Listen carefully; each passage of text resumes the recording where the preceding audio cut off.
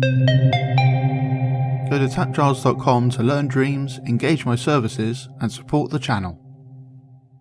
When I possess an object, then the imp kind of zooms into it and we can't see it anymore, and we can't use it. But if you want to still use it, we can turn on Allow Imp During Possession. So now I go into play mode and possess it, and I've possessed it, but nothing really happened. But the imp is out and I can still use it to do stuff. So if I had like an object over here, ignoring gravity, and I can grab it. Oh, let's make it movable. Then I could possess this one and still grab stuff, move it around like that, and like press buttons and do whatever you like while possessing this object. We just possess this puppet instead. Possible, and allow imps. I can possess it, and now I'm running around with it, but also I can move this around, things like that.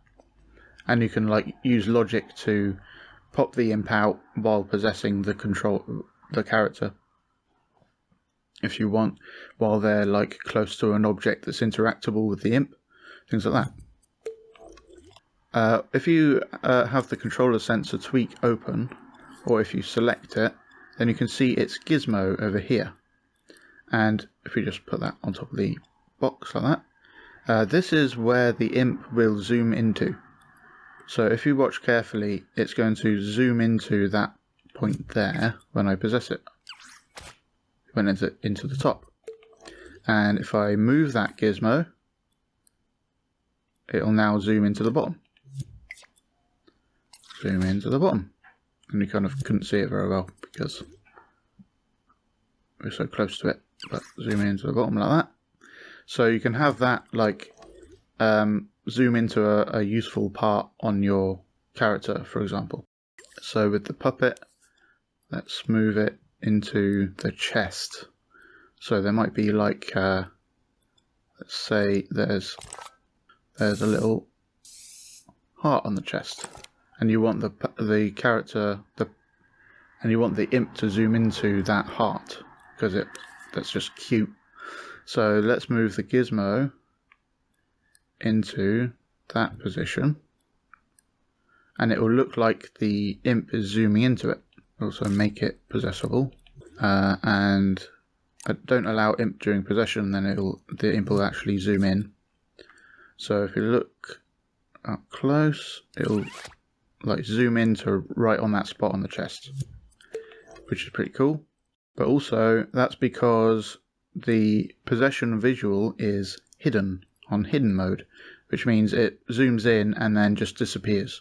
If we put it onto visible, you can see the gizmo actually changes. So that's what it'll look like, what the imp will look like when it goes in there. And you can like rotate it and like make it bigger or something like that. And it'll be at that exact position. So I'll just have it like chilling out, looking up at the sky, and then I possess it, and that's how the imp will look. And even if that box is like running around and stuff, it will still be on there on the top while you're possessing it. And then tip on target means that point there that I'm grabbing is the tip of the imp, and we can like put it on the corner or something so it's clear what's going on. And then when we possess, the tip is on that position of the object. In the character, if we do that,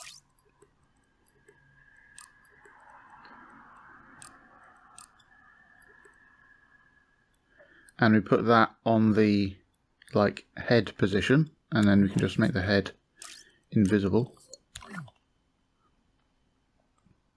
then the imp will appear where the head would appear when we possess it.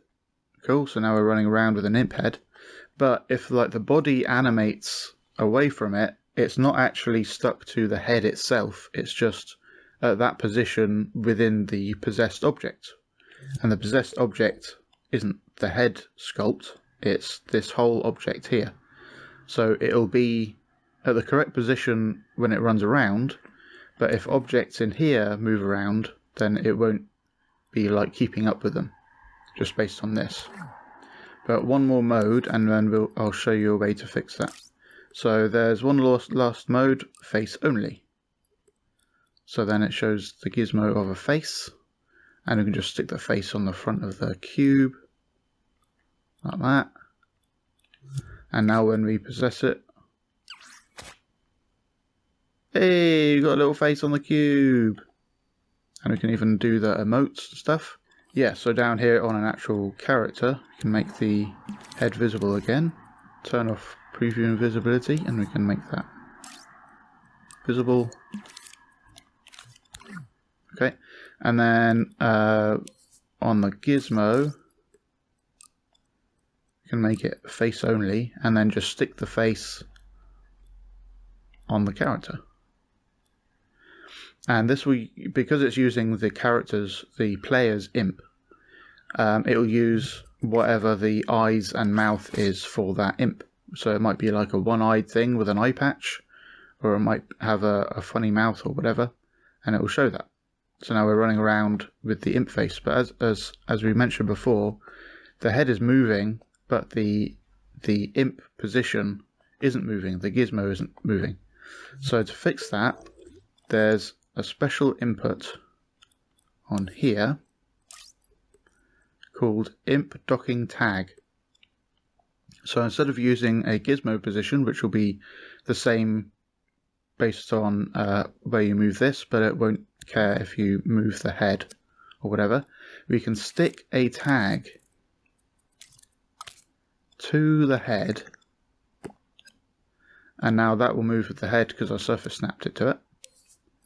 And then we can move this gizmo around over here and wire the scene space transform into Imp Docking Tag. So now when I move this gizmo from the controller sensor, I'm really moving the tag's gizmo to the size and position and rotation and stuff of it. But now because this is stuck to the head, so is the imp and that gizmo. So now when I run around, the head is moving forwards, and so is the gizmo. And if we change the mode to be body on target,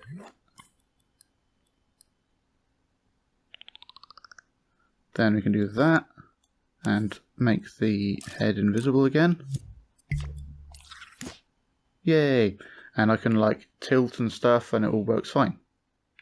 So that's how you can sort of control where the imp is shown, is by possessing a controller sensor and having a tag where you want the imp to show up. Thanks for watching. I hope you learned something interesting. Go to patreon.com/TAPgiles to learn something new every day.